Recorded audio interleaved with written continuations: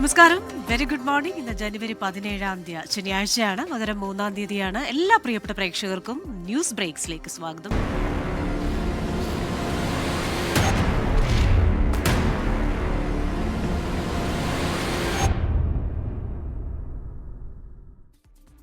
News breaks ആദ്യം പോകുന്നു. ഇന്ന് രാവിലെ വന്ന അപകട വാർത്തയിലേക്കാണ്. തിരുവനന്തപുരം നാവായിക്കുളത്ത് ടൂറിസ്റ്റ് ബസ് മറിഞ്ഞ് അപകടം, നിരവധി വിദ്യാർത്ഥികൾക്ക് പരുക്ക്.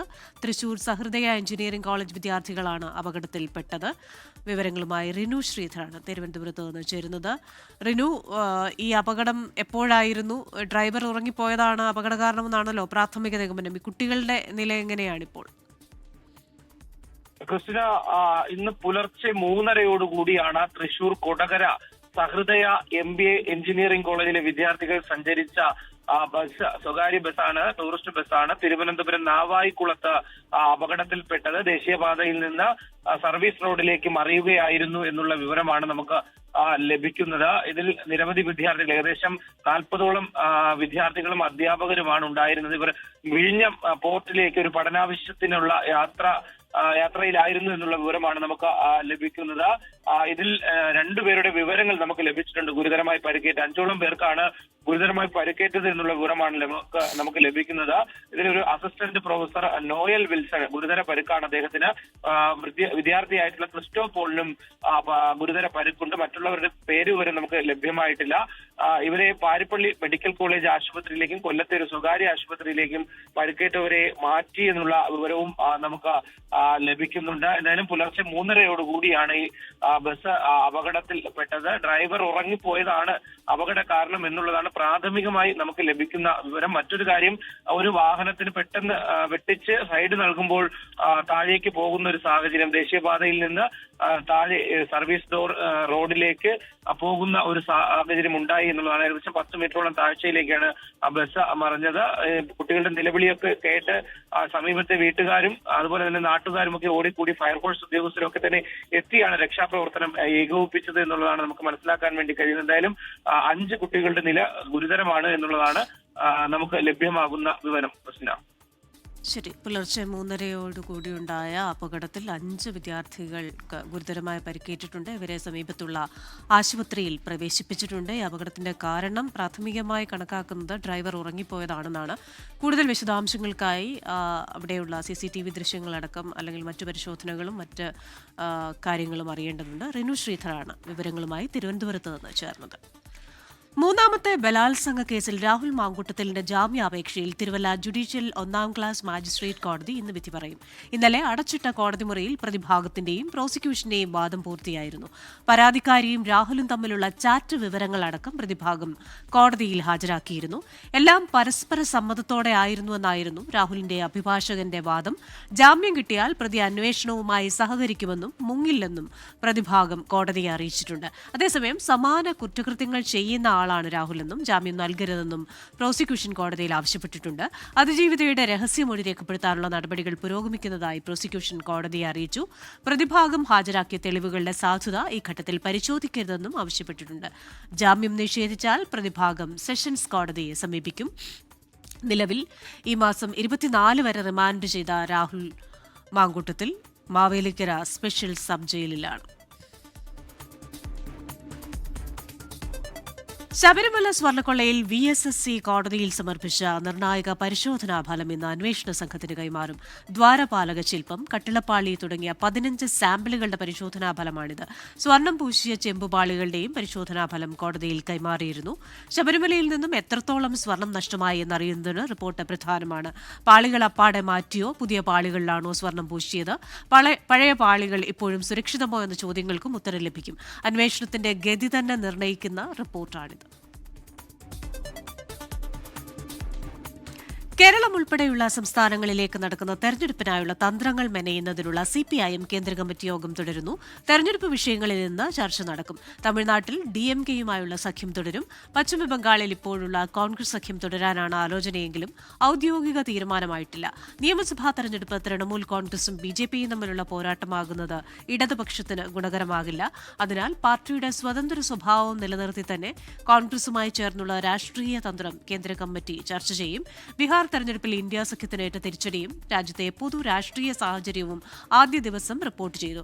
ഇടതുപക്ഷത്തെ അമിത ആത്മവിശ്വാസവും ഭൂരിപക്ഷ ന്യൂനപക്ഷ വർഗീയ ശക്തികൾ സൃഷ്ടിച്ച വർഗീയ ധ്രുവീകരണവും തദ്ദേശ തെരഞ്ഞെടുപ്പിൽ തിരിച്ചടിയായെന്ന് കേരള ഘടകം റിപ്പോർട്ട് ചെയ്തു. തെലങ്കാന പാർട്ടിയിലെ വിഭാഗീയത സംബന്ധിച്ച അന്വേഷണ കമ്മീഷൻ റിപ്പോർട്ടും കേന്ദ്ര കമ്മിറ്റി യോഗം പരിശോധിക്കും.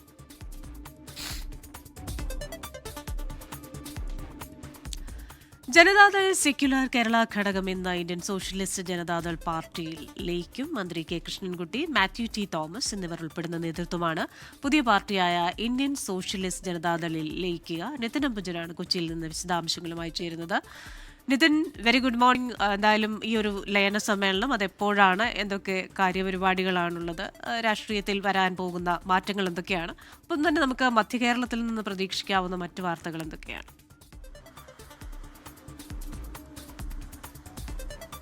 Christina, good morning. രാവിലെ 10 മണിയോട് തന്നെ എറണാകുളം ടൗൺ ഹാളിലാണ് ഈ ലയന സമ്മേളനം ആരംഭിക്കുക. ജനതാദൾ കേരള ഘടകം കഴിഞ്ഞ ഏതാനും നാളുകളായി തന്നെ രാഷ്ട്രീയ അസ്തിത്വമില്ലായ്മ നേരിടുന്നു എന്നൊരു ആക്ഷേപം നേരിടുന്നുണ്ട്. ഇതിനൊരു പരിഹാരമായിട്ടാണ് ഇന്നിപ്പോൾ ഇന്ത്യൻ സോഷ്യലിസ്റ്റ് ജനതാദളിലേക്ക് ലയിക്കുന്നത്. നേരത്തെ സൂചിപ്പിച്ച പോലെ തന്നെ ഈ ഒരു കേരള ഘടകം, അതായത് കഴിഞ്ഞ ഏതാനും നാളുകളായി തന്നെ ജനതാദൾ എസ് അതൊരു BJPയുമായി സഹകരിക്കുന്ന ഒരു സാഹചര്യത്തിലാണ് പുതിയ പാർട്ടിയിൽ ലയിക്കാനുള്ള തീരുമാനം. ഇന്ത്യൻ സോഷ്യലിസ്റ്റ് ജനതാദൾ എന്ന പാർട്ടിയിലേക്കാണ് ലയിക്കുന്നത്. കർണാടകയിൽ BJPക്കൊപ്പം ചേരുകയും 2024 ലോക്സഭാ തെരഞ്ഞെടുപ്പിൽ NDAക്കൊപ്പം മത്സരിച്ച് പിന്നീട് കേന്ദ്ര മന്ത്രിസഭയിൽ പങ്കാളിയാവുകയും ചെയ്തതോടെ തന്നെ വലിയ വിമർശനം ഈ ജനതാദളിലെ 2 MLAമാർ നേരിട്ടിരുന്നു. കാരണം കേന്ദ്രത്തിൽ BJPക്കൊപ്പം സംസ്ഥാനത്ത് LDFനൊപ്പം തുടരുന്നത് എന്ത് തരത്തിലുള്ളൊരു ചോദ്യമാണ് ഈ പ്രതിപക്ഷം ചോദിച്ചത്. വലിയ വിവാദമായ ഒരു സാഹചര്യം ഉണ്ടായിരുന്നു. അതിനുശേഷം പിന്നീട് പുതിയ പാർട്ടി രൂപീകരിക്കാനുള്ള നീക്കങ്ങൾ, അല്ലെങ്കിൽ ഈ കേന്ദ്ര മന്ത്രിസഭ അല്ലെങ്കിൽ NDAയുമായി ഒപ്പം നിൽക്കുന്ന പാർട്ടിയിൽ നിന്ന് വിട്ടുപോകാനുള്ള നീക്കങ്ങളൊക്കെ തന്നെ കഴിഞ്ഞ ഏതാനും നാളുകളായി തുടരുകയായിരുന്നു. പാർട്ടി വിടുകയോ അല്ലെങ്കിൽ പുതിയ പാർട്ടി രൂപീകരിച്ചാലോ ഒരു അയോഗ്യതാ ഭീഷണി നേരിടും. ഇത് മറികടക്കാനാണ് ഇന്ത്യൻ സോഷ്യലിസ്റ്റ് ജനതാദളുമായി ലയിച്ച് മുന്നോട്ട് പോകാൻ തീരുമാനമുള്ളത്. എന്തായാലും രാവിലെ 10 മണിയോടെയാണ് ഈ ലയന സമ്മേളനം ആരംഭിക്കുക. അതിനിടയിൽ ഇന്നലെ ഈ ജനതാദൾ എസ് ലയിക്കില്ല എന്ന് പ്രഖ്യാപിച്ചുകൊണ്ട് ചില നേതാക്കൾ ഒരു യോഗം ചേർന്നിരുന്നു. ആ യോഗത്തിന് കേന്ദ്രത്തിന്റെ അനുമതിയോ അല്ലെങ്കിൽ അംഗീകാരമോ ഇല്ല എന്നാണ് HD ദേവഗൌഡ വ്യക്തമാക്കിയത്. എന്തായാലും നിലവിലെ കേരളത്തിലെ രാഷ്ട്രീയ സാഹചര്യം സൂക്ഷ്മമായി നിരീക്ഷിച്ചു വരികയാണ്. ഉചിതമായ നടപടി ഉചിതമായ സമയത്ത് സ്വീകരിക്കുമെന്നാണ് HD ദേവഗൌഡ എടുത്ത നിലപാട്. എന്തായാലും ഇന്ന് രാവിലെ 10 മണിക്കാണ് ഇന്ത്യൻ സോഷ്യലിസ്റ്റ് ജനതാദൾ എന്ന പുതിയ പാർട്ടിയിൽ ലയിച്ചുകൊണ്ട് ഈ മാത്യു ടി തോമസും കൃഷ്ണൻകുട്ടിയും ഇതിൽ ഭാഗമാവുക. നേരത്തെ സൂചിപ്പിച്ചതുപോലെ തന്നെ BJPയുമായുള്ള സഹകരണമാണ് ഇത്തരമൊരു നീക്കത്തിലേക്ക് ഈ മാത്യു ടി തോമസും അതോടൊപ്പം തന്നെ കൃഷ്ണൻകുട്ടി ഉൾപ്പെടെയുള്ള നേതാക്കളെ പ്രേരിപ്പിച്ചത്. ക്രിസ്റ്റീന. ശരി, നിതിൻ അംബുജനാണ് മധ്യകേരളത്തിൽ നിന്ന് നമ്മൾ പ്രതീക്ഷിക്കുന്ന വാർത്തകളുടെ വിശദാംശങ്ങളുമായി ചേർന്നത്. ഇനി നമ്മൾ പോകുന്നത് കോഴിക്കോടേക്കാണ്. അവിടെ സമീർ C. മുഹമ്മദ് ഉണ്ട്. Sameer, very good morning. കഴിഞ്ഞ ദിവസം എല്ലാവരെയും ഉലച്ച ഒരു വാർത്ത മലപ്പുറത്ത് നിന്ന് വന്നിരുന്നു. 16-കാരൻ 14-കാരിയെ കൊലപ്പെടുത്തുന്നു, അതും വളരെ ക്രൂരമായി പീഡിപ്പിച്ചതിന് ശേഷമാണ് നൽകിയത്. അപ്പോൾ ഈ ആൺസുഹൃത്ത് എന്ന് പറയുന്ന ഈ 16-കാരൻ ഇപ്പോൾ ജുവനൈൽ ഹോമിലാണ് എന്നാണ് മനസ്സിലാക്കുന്നത്. ഈ കേസുമായി ബന്ധപ്പെട്ട് ഇന്ന് പോസ്റ്റ്മോർട്ടം നടക്കാറുണ്ട്. മറ്റു വിവരങ്ങൾ എന്തൊക്കെയാണ്? ഒപ്പം തന്നെ ഈ ദേശീയപാത 66 വെങ്ങളം രാമനാട്ടുകര റീച്ചിൽ സ്ഥാപിച്ച പന്തീരങ്കാവ് ഒളവണ്ണ ടോൾ പ്ലാസയിലെ പ്രതിഷേധങ്ങളുടെ പശ്ചാത്തലത്തിൽ കോൺഗ്രസ് നേതാക്കളുമായി ഇന്ന് കളക്ടർ നടത്തുന്ന ഒരു ചർച്ചയുമുണ്ട്.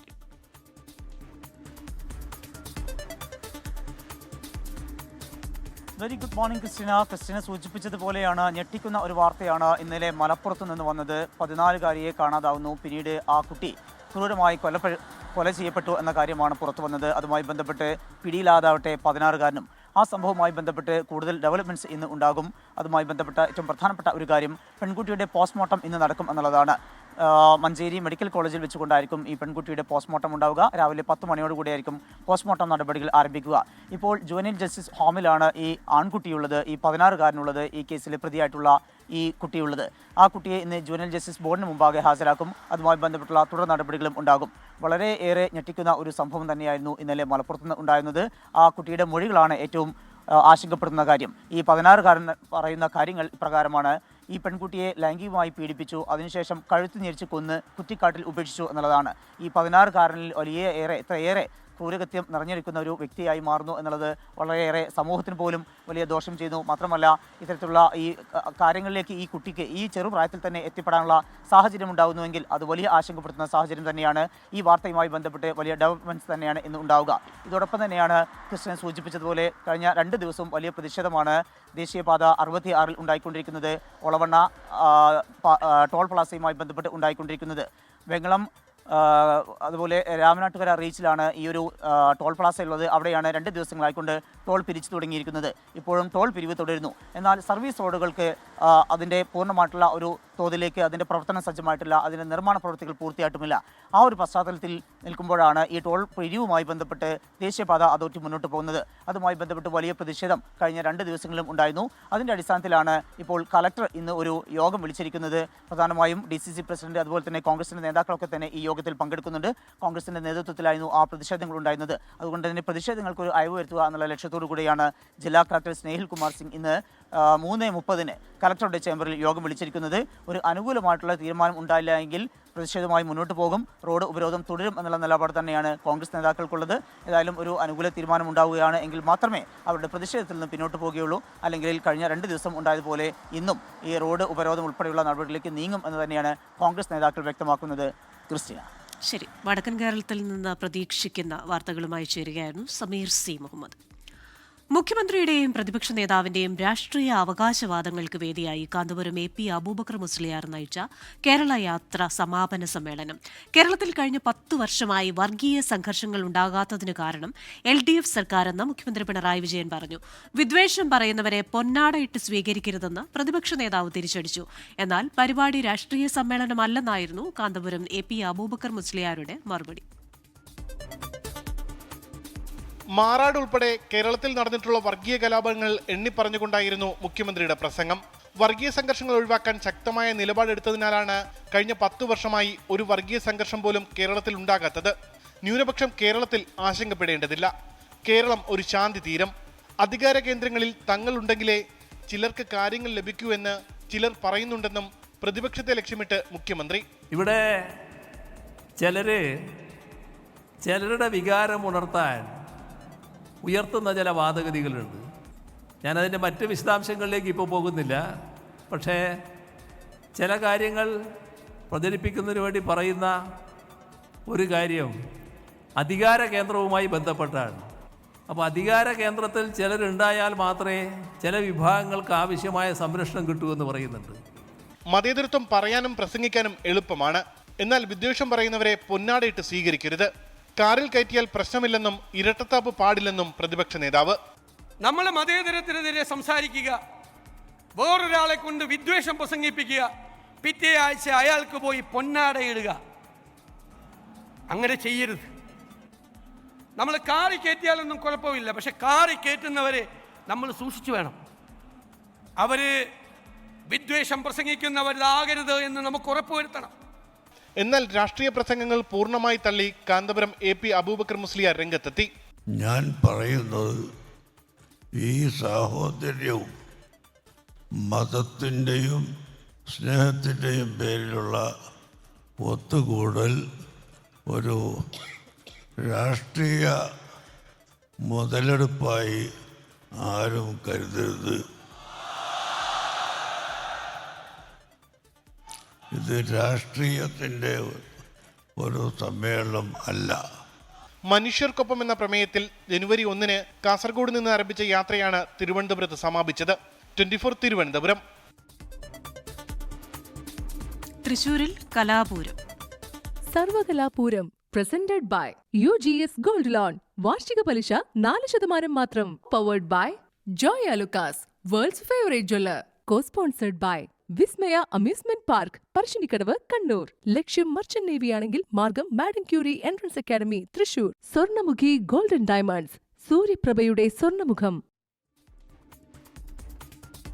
സംസ്ഥാന സ്കൂൾ കലോത്സവം അവസാനിക്കാൻ ഒരു ദിവസം മാത്രം ശേഷിക്കെ കണ്ണൂരിന്റെ ആധിപത്യം. സ്വർണ്ണക്കപ്പിനായുള്ള ഇഞ്ചോടിഞ്ച് പോരാട്ടത്തിൽ കോഴിക്കോടും തൃശൂരും തൊട്ടുപിന്നിൽ. ഇന്ന് ഭരതനാട്യവും സംഘനൃത്തവും അരങ്ങിൽ.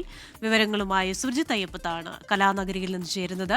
Surjit, very good morning. കഴിഞ്ഞ ദിവസമൊക്കെ നമ്മളെയൊക്കെ വിസ്മയിപ്പിക്കുന്ന തരത്തിലുള്ള പല പെർഫോമൻസുകളും കണ്ടു.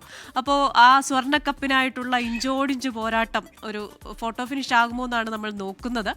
ഒപ്പം തന്നെ ഈ സ്റ്റാർ ഐറ്റങ്ങളായ ഭരതനാട്യവും സംഘനൃത്തവും ഒരുപാട് സസ്പെൻസുകളൊക്കെ ഒളിപ്പിച്ചു വെച്ചതാണല്ലോ ഈ സംഘനൃത്ത വേദിയൊക്കെ. അപ്പോൾ ഇന്നത്തെ വിവരങ്ങൾ പറയുന്നു, എന്തൊക്കെ സംഭവിക്കും അവിടെ? Good morning Christina. ഞാൻ നിൽക്കുന്നത് ഒന്നാം വേദിയിലാണ്. ഒന്നാം വേദി പാറമേക്കാവ് ക്ഷേത്രത്തിന്റെയും ഒപ്പം തന്നെ വടക്കുനാഥ ക്ഷേത്രത്തിന്റെയും ഇടയിലാണ് ഈ ഒരു വേദിയുള്ളത്, തേക്കിൻകാട് മൈതാനിയിൽ. എന്തായാലും വളരെ മനോഹരമായ രീതിയിൽ തന്നെ ഈ കലോത്സവത്തിന്റെ സംഘാടനം സംഘടിപ്പിക്കാൻ വേണ്ടി സംഘാടകർക്ക് കഴിഞ്ഞു എന്നുള്ളതാണ് ഏറ്റവും പ്രധാനപ്പെട്ട കാര്യം. ഇന്ന് ജനപ്രിയ ഇനങ്ങൾ കൂടി ഇന്ന് ബാക്കി നിൽക്കുന്നു എന്നുള്ളതാണ് മറ്റൊരു പ്രധാനപ്പെട്ട കാര്യം. എന്തായാലും വേദികളിലെല്ലാം തന്നെ നിറഞ്ഞു കവിയുന്ന ഒരു സ്ഥിതിയാണ് പൊതുവെ കാണാൻ കഴിയുന്നത്. ഇഞ്ചോടിഞ്ച് പോരാട്ടം എന്നുള്ള തരത്തിൽ തന്നെയാണ് കാര്യങ്ങൾ മാറുന്നത്. ഒരുപക്ഷേ ഇന്ന് അട്ടിമറികൾ ഉണ്ടാകാനുള്ള സാധ്യതയൊന്നും തള്ളിക്കളയാൻ കഴിയില്ല. ഇപ്പോൾ നിലവിൽ കണ്ണൂരിനാണ് അതിൻ്റെ ഒരു ആധിപത്യം. 739 പോയിന്റുകൾ കണ്ണൂരിനുണ്ട്. അതോടൊപ്പം തന്നെ തൊട്ട് പിറകിലാണ് കോഴിക്കോട് ജില്ല ഉള്ളത്. കോഴിക്കോട് 728 പോയിന്റാണ് കോഴിക്കോടിനുള്ളത്. അതിന് പിറകിലായി തൃശ്ശൂരും പാലക്കാടും ഉണ്ട് 726 പോയിന്റ്. 1 പോയിന്റ് വ്യത്യാസമാണ് കോഴിക്കോടുമായി ഉള്ളത്. അതുകൊണ്ട് തന്നെ വളരെ സജീവവും ശക്തവുമായ മത്സരം ഇന്നുണ്ടാകും എന്നുള്ളത് തന്നെയാണ് നമുക്ക് കാണാൻ കഴിയുന്നത്. പാലക്കാട് ആലത്തിയൂർ BSS ഗുരുകുലമാണ് സ്കൂൾ ഇനത്തിൽ ഒന്നാമത് ആയിട്ടുള്ളത്. പത്തനംതിട്ട കിടങ്ങന്നൂർ SVGVHS 137 പോയിന്റുമായി രണ്ടാമതും, കണ്ണൂർ സെന്റ് തെരേസ സ്കൂൾ 83 പോയിന്റുമായി മൂന്നാമതും നിലനിൽക്കുന്നു എന്നുള്ളതാണ് കാണുന്നത്. ഇന്ന് ഹൈസ്കൂൾ വിഭാഗം ഭരതനാട്യം, ഉച്ചയ്ക്ക് ശേഷം സംഘനൃത്തവും ഈ ഒന്നാം വേദിയിൽ അരങ്ങേറുന്നുണ്ട്. മറ്റ് വേദികളിലായി മലയാള നാടകം, ഹയർ സെക്കൻഡറി വിഭാഗം. കഴിഞ്ഞ ഹൈസ്കൂൾ വിഭാഗം തന്നെ വലിയ രീതിയിൽ ശ്രദ്ധ ഉണ്ടാകുന്ന വിധത്തിലാണ് കാണാൻ കഴിഞ്ഞിട്ടുള്ളത്. ഇവിടെ പല മത്സരാർത്ഥികളും രാവിലെ തന്നെ ഇവിടേക്ക് എത്തിയിട്ടുണ്ട്. ഇവർ വയനാട്ടിൽ നിന്നുള്ള സംഘമാണ്. മോളെ ഏതാ ഐറ്റത്തിനാണ് മത്സരിക്കുന്നത്? ഞാൻ കേരള നടനത്തിന്. എപ്പോഴെത്തിയ ഇവിടെ? ഞങ്ങള് ഒരു രാവിലെ 5:30 ഇപ്പോൾ അവിടുന്ന് പോന്നു. ഇവിടെ ഏകദേശം ഈ ടൈം ആയപ്പോൾ എത്തി. എപ്പോഴാണ് മത്സരം നടക്കുന്നത്? മത്സരം 9:30-ക്കാണ്. വേദി 7 വെച്ചാണ് മത്സരം നടക്കുന്നത്. അപ്പോൾ സെറ്റാണ് മത്സരം? ഓ, സെറ്റാണ്. നേരത്തെ കലോത്സവത്തിൽ പങ്കെടുത്തിട്ടുണ്ടോ? ഇല്ല, ഫസ്റ്റ് ടൈമാണ് സ്റ്റേറ്റ് കലോത്സവത്തിൽ പങ്കെടുക്കുന്നത്. ജില്ലയിലൊക്കെ 2 വട്ടം വന്നിട്ടുണ്ട്. എല്ലാ ആശംസകളും. ഇങ്ങനെ പല മത്സരാർത്ഥികളും പല ഭാഗങ്ങളിൽ നിന്നുമായിട്ട് ഇവിടേക്ക് എത്തുന്നുണ്ട്. അവരൊക്കെ ഇങ്ങനെ ഇവിടേക്ക് എത്തിക്കൊണ്ടിരിക്കുന്നത് കാണാൻ കഴിയുന്നുണ്ട്. എന്തായാലും നാളെ കലോത്സവം അവസാനിക്കും. ഇന്ന് ചിലപ്പോൾ ഒരു പക്ഷേ പോയിന്റ് നിലയിൽ മാറ്റമുണ്ടാകുമോ? വലിയ രീതിയിലുള്ള മാർജിനിലേക്ക് കണ്ണൂർ തന്നെയാണ് ഒന്നാമത് നിൽക്കുന്നത്. അതിന് മാറ്റമുണ്ടാകുന്ന ഉൾപ്പെടെയുള്ള കാര്യങ്ങൾ കണ്ട് തന്നെ അറിയണം. ശക്തമായ മത്സരമാണ്. ഏറ്റവും പ്രധാനപ്പെട്ട ഇന്ന് നടക്കുന്ന മത്സരം എന്ന് പറയുന്നത് ഏറ്റവും കൂടുതൽ പ്രേക്ഷകരുള്ള നാടകത്തിനാണ്. അത് ഹൈസ്കൂൾ നാടകം വലിയ രീതിയിൽ ശ്രദ്ധിക്കപ്പെട്ടിരുന്നു. സ്വാഭാവികമായും അത് ഹയർ സെക്കൻഡറി വിഭാഗത്തിലും പ്രതിഫലിക്കാൻ തന്നെയാണ് സാധ്യതയുള്ളത്. ക്രിസ്റ്റീന. ഓക്കെ സുർജിത്ത്, എന്തായാലും അതിശക്തമായി റിപ്പോർട്ടിംഗ് തുടരുക ടീമിനൊപ്പം. സുർജിത്ത് അയ്യപ്പത്താണ് കലാനഗരിയിൽ നിന്ന് വിശേഷങ്ങളുമായി ചേർന്നത്. കലകളുടെ മാത്രമല്ല പ്രവൃത്തി പഠന വിഭാഗത്തിന്റെയും പ്രദർശന ഇടമായി മാറുകയാണ് കലോത്സവ നഗരി. പൊതുവിദ്യാഭ്യാസ വകുപ്പാണ് വിവിധ സ്കൂളുകളിൽ നിർമ്മിച്ച ഉൽപ്പന്നങ്ങളുടെയും തത്സമയ നിർമ്മാണ പ്രവർത്തനങ്ങളുടെയും മേള സംഘടിപ്പിച്ചിരിക്കുന്നത്. കലോത്സവ നഗരിയിൽ നിന്ന് പൂജാ രമേശ് തയ്യാറാക്കിയ റിപ്പോർട്ടിലേക്ക്. പൊതുവിദ്യാഭ്യാസ വകുപ്പിന്റെ പ്രവൃത്തി പഠന വിഭാഗത്തിന്റെ പ്രദർശന മേളയിലാണ് നമ്മളിപ്പോൾ ഉള്ളത്. ഇവിടെ വിവിധ കേന്ദ്രങ്ങളിൽ നിന്ന് എത്തിച്ചിട്ടുള്ള ഉൽപ്പന്നങ്ങളോടൊപ്പം തത്സമയ നിർമ്മാണത്തിലൂടെ ഉൽപ്പന്നങ്ങൾ ലഭ്യമാകുന്നതാണ്. ഇതിനെപ്പറ്റിയുള്ള കൂടുതൽ വിവരങ്ങൾ നമുക്ക് ഇവരോട് തന്നെ ചോദിക്കാം. പൊതുവിദ്യാഭ്യാസ വകുപ്പിന്റെ കീഴിൽ നമ്മൾ പ്രവൃത്തി പഠനം വളരെ കുട്ടികൾക്ക് ഏറ്റവും കൂടുതൽ കുട്ടികളുടെ മറ്റ് സ്ട്രെസ്സൊന്നും ഒഴിവാക്കിക്കൊണ്ട് ക്രാഫ്റ്റും അതുപോലുള്ള വിഷയമേഖലകളെല്ലാം തന്നെ പരിചയപ്പെടുത്തുന്നതാണ്. ഏകദേശം 35ഓളം വിഷയമേഖലകളാണ് ഇതിന്റെ ഭാഗമായിട്ട് കുട്ടികളിലേക്ക്. എഞ്ചിനീയറിംഗ് ഉണ്ട്, ക്രാഫ്റ്റ് ഉണ്ട്, എല്ലാം പഠിപ്പിക്കുന്നുണ്ട്. അപ്പോൾ ആ പഠനം കുറേ കൂടെ രസകരമാക്കുകയും മറ്റ് പഠന വിഷയങ്ങളെ കിടന്ന് സഹായിക്കുന്നുണ്ട്. അപ്പോൾ അതിൻ്റെ ഭാഗമായിട്ട് നമ്മൾ ഈ പ്രൊഡക്ഷൻ സെൻ്ററുകൾ സ്കൂളിൽ ചെയ്തിട്ടുണ്ട്. സാമ്പത്തിക സഹായം കൊടുത്തുകൊണ്ട് ഉൽപ്പന്നങ്ങൾ നിർമ്മിക്കുക, പ്രാദേശികമായി അവിടെ കിട്ടുന്ന ഉൽപ്പന്നങ്ങൾ നിർമ്മിക്കുകയും അത് വിപണനം നടത്തുകയും അങ്ങനെ കുട്ടികൾക്കൊരു വരുമാനം ഇതിനകത്തൂടെ ഉണ്ടാക്കാൻ കഴിയുന്ന രീതിയിൽ ഉള്ള പ്രവർത്തനങ്ങളാണ് ഈ പ്രവൃത്തി പഠനത്തിൻ്റെ ഭാഗമായിട്ട് നടപ്പിലാക്കി വരുന്നത്. ഇത് മൺകുടത്തിലാണ് നമ്മൾ ചെയ്യണത്. മൺകുടത്തിൽ സാൻഡ് ചെയ്ത് വൃത്തിയാക്കിയ ശേഷം അതുമ്പോൾ പെയിൻ്റ് അടിച്ച് അലങ്കരിക്കണതാണ് പോർട്രേറ്റ് പെയിൻറ്റിങ്. എനിക്കിത് ഇഷ്ടമുള്ളതെന്ന് വെച്ചാൽ ഞാൻ മ്യൂറലാണ് എനിക്ക് ഏറ്റവും ഇഷ്ടമുള്ള പോർട്രേറ്റ് പെയിൻറ്റിങ് ചെയ്യാനായിട്ട്. ഇതുപോലെ തന്നെ ഡോട്ട് ആർട്ട്, ലൈൻ ആർട്ട്, അങ്ങനെ കുറേ ഇതിൽ ചെയ്യുന്നുണ്ട്. ഞാൻ മെയിൻലി എനിക്ക് മ്യൂറലാണ് ഇഷ്ടം. വരുന്ന ആൾക്കാരുടെയൊക്കെ ഒരു റെസ്പോൺസ് എങ്ങനെയുണ്ട്? ഇതുവരെ നല്ല റെസ്പോൺസാണ്. എൻ്റെ ഇന്നലെ പോയിട്ട് എനിക്ക് ഇന്നലെ 8ഓളം ബോട്ടുകൾ ഞങ്ങൾ വിറ്റു. ആൻഡ് എല്ലാവർക്കും ഒരു കൗതുകമുണ്ട്, ഇതെന്താ സംഭവം എന്നറിയാൻ എന്നോട് ചോദിക്കാറുണ്ട്. നമ്മൾ ഈ മണ്ണിന്റെ കുടങ്ങൾ ഇപ്പോൾ കാലം മായ്ക്കും തോറും പ്ലാസ്റ്റിക്കിനൊക്കെ ഇമ്പോർട്ടൻസ് കൊടുത്തു തുടങ്ങി. അപ്പോൾ വീണ്ടും അതെല്ലാം എല്ലാവരും യൂസ് ചെയ്യണം എന്നുള്ള രീതിയിലേക്ക് വരികയാണ്. അപ്പോൾ ഇങ്ങനെ ഗവൺമെന്റ് നമുക്കൊരു ഓപ്പർച്യൂണിറ്റി തരാമെന്ന് പറഞ്ഞാൽ ഭയങ്കര സന്തോഷമാണ്. ഞങ്ങൾ MES സ്കൂളാണ്, ഹൈസ്കൂള് കൊടുങ്ങല്ലൂരിൽ നിന്ന് വരികയാണ്. തൃശ്ശൂരിന്റെ വിവിധ സ്കൂളിൽ നിന്നാണ് ഇപ്പോൾ ഇവിടെ ഉള്ളത്. അതേപോലെ സ്റ്റേറ്റിലെല്ലാ സ്കൂളുകളുണ്ട്. ഇത് പുതിയതായിട്ട് വന്ന ഐറ്റമാണ്, അപ്പോൾ ഒരു പുതിയ എക്സ്പീരിയൻസ് ആണ്. വിന്നറായിരുന്നോ? സ്റ്റേറ്റിൽ സെക്കൻഡ്.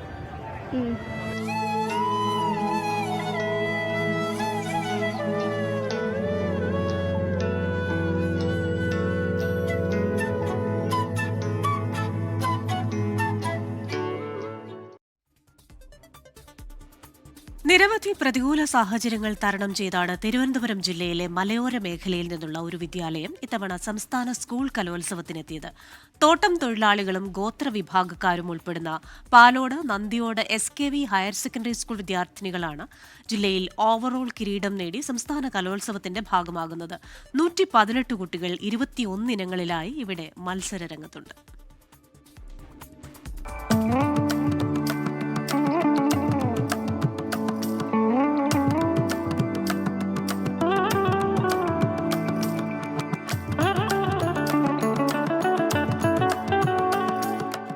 ഈ കുട്ടിക്കൂട്ടം Palode Nandiyode SKV higher secondary സ്കൂളിലെ വിദ്യാർത്ഥികളുടേതാണ്. തിരുവനന്തപുരം ജില്ലയിൽ ഓവറോൾ കിരീട നേട്ടത്തോടെ ആ മലയോര ഗ്രാമത്തിൽ നിന്ന് തൃശ്ശൂരിലേക്ക് വണ്ടി കയറി. 2022 മുതലാണ് ശരിക്കും പറഞ്ഞാൽ സ്കൂൾ കലോത്സവത്തിൻ്റെ കൺവീനർ എന്ന ചുമതല ഏറ്റെടുക്കുന്നത്. അപ്പോൾ ആ 2022 2 കുട്ടികളാണ് അന്ന് സ്റ്റേറ്റ് പോയത്.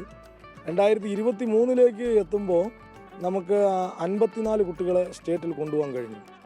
ഈ വർഷം നമ്മൾ തിരുവനന്തപുരം ജില്ലയിൽ നിന്നുള്ള ഏറ്റവും വലിയ സംഘം നന്ദിയോട് SKV സ്കൂളിൽ നിന്നാണ്. തീർത്തും സാധാരണക്കാരായ തോട്ടം തൊഴിലാളികളും ഗോത്ര വിഭാഗക്കാരും ഉൾപ്പെടുന്ന പ്രദേശത്തു നിന്നാണ് ഈ കുട്ടികൾ സംസ്ഥാന കലോത്സവത്തിന് എത്തിയത്. സാമ്പത്തിക പരാധീനതകളോട് പൊരുതിയാണ് വരവ്.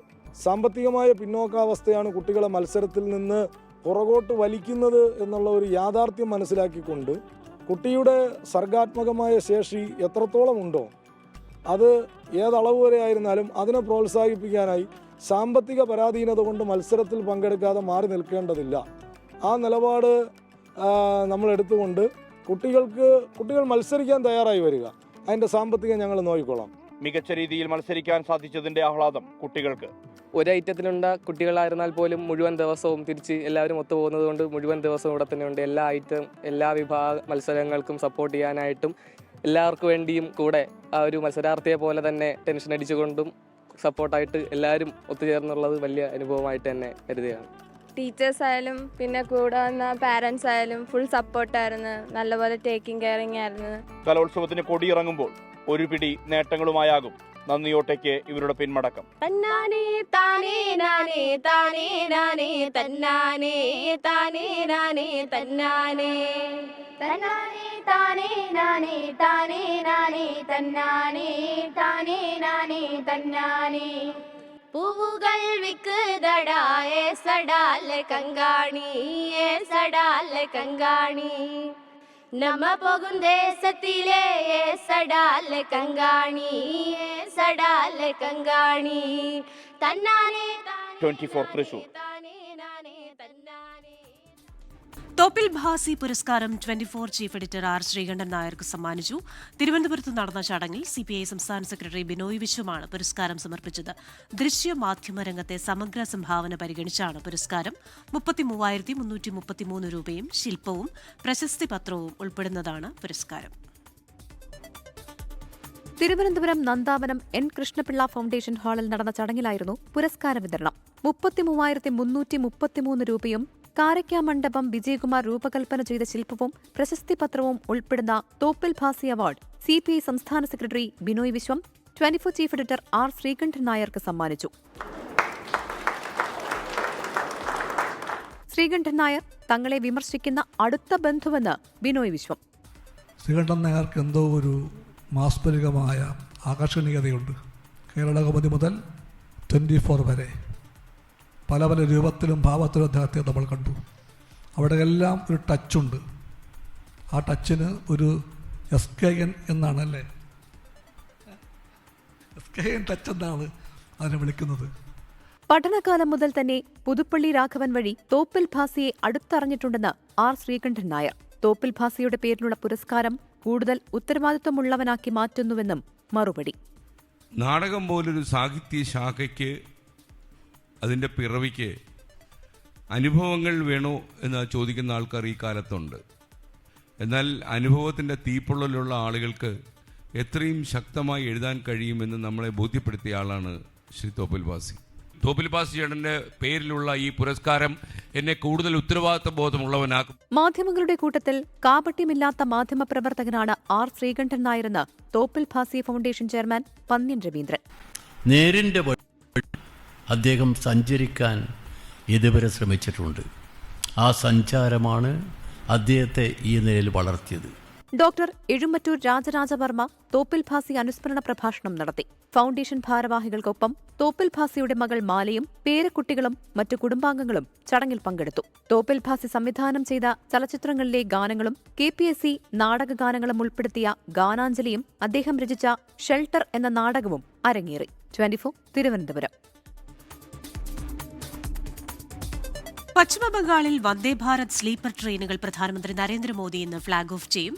മാൾഡ ടൗൺ റെയിൽവേ സ്റ്റേഷനിലാണ് ഹൌറയ്ക്കും ഗുവാഹത്തിക്കും ഇടയിലുള്ള ആദ്യ വന്ദേഭാരത് സ്ലീപ്പർ ട്രെയിനിന് പച്ചക്കൊടി വീശുക. മാൾഡയിൽ നടക്കുന്ന പൊതുചടങ്ങിൽ 3250 കോടി രൂപയുടെ റെയിൽ, റോഡ്, അടിസ്ഥാന വികസന പദ്ധതികൾക്കായുള്ള തറക്കല്ലിടലും പ്രധാനമന്ത്രി നടത്തും. പുതുതലമുറ വന്ദേഭാരത് സ്ലീപ്പർ ട്രെയിനിൽ 16 കോച്ചുകളുണ്ടാകും. പ്രധാനമന്ത്രി മാൾഡയിൽ 4 പുതിയ അമൃത് ഭാരത് എക്സ്പ്രസ് ട്രെയിനുകൾ വെർച്വലായി ഫ്ളാഗ് ഓഫ് ചെയ്യും. വൈകിട്ടോടെ പ്രധാനമന്ത്രി അസമിലേക്ക് പുറപ്പെടും. കാലിയാബോറിൽ 6950 കോടി രൂപ വിലമതിക്കുന്ന കാസിരംഗ എലിവേറ്റഡ് കോറിഡോർ പദ്ധതിക്കായി പ്രധാനമന്ത്രി ഭൂമി പൂജ നടത്തും.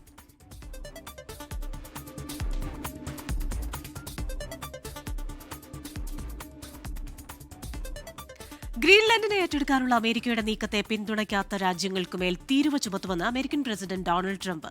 ദേശീയ സുരക്ഷയ്ക്ക് ഗ്രീൻലൻഡ് ആവശ്യമാണെന്നും ട്രംപ്. ഡെൻമാർക്കുമായി നടന്ന ചർച്ചയിൽ ഗ്രീൻലൻഡ് വിഷയത്തിൽ ധാരണയാകാതിരുന്നതിനെ തുടർന്നാണ് ട്രംപിന്റെ തീരുവ ഭീഷണി. ഗ്രീൻലൻഡ് ഏറ്റെടുക്കുമെന്ന ട്രംപിന്റെ ഭീഷണിയെ തുടർന്ന് ഗ്രീൻലൻഡിൽ യൂറോപ്യൻ രാഷ്ട്രങ്ങൾ സൈനിക വിന്യാസം ആരംഭിച്ചിട്ടുണ്ട്. France, Germany, Sweden, Norway, Finland, Netherlands, Britain തുടങ്ങിയ രാജ്യങ്ങളുടെ സൈനിക സംഘങ്ങളാണ് ഗ്രീൻലൻഡിന്റെ തലസ്ഥാനമായ നൂക്കിലെത്തിയിരിക്കുന്നത്. ഇതോടെ ന്യൂസ് ബ്രേക്സിന്റെ സമയം പൂർണ്ണമാവുകയാണ്.